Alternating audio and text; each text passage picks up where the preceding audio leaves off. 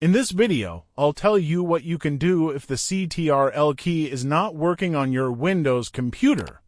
Don't forget to subscribe to this channel and leave a like under this video. First, open Windows Settings, go to Accessibility and then select Keyboard to check the available keyboard options. Look for filter keys and turn this setting off if it is currently enabled. When filter keys is active, it can sometimes cause the Ctrl key to stop responding properly. If the problem is still there, search for Device Manager because the issue may be connected to your keyboard driver. Open Device Manager, expand the Keyboard section, right-click your keyboard and select Update Driver.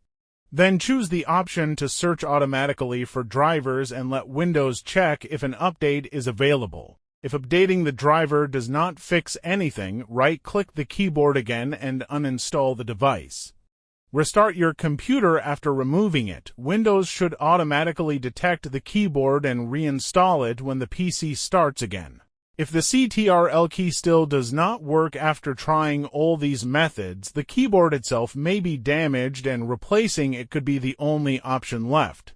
Thanks for watching. I would be very happy if you would become one of the subscribers of this channel. Check out the suggested videos and also leave a like under this video.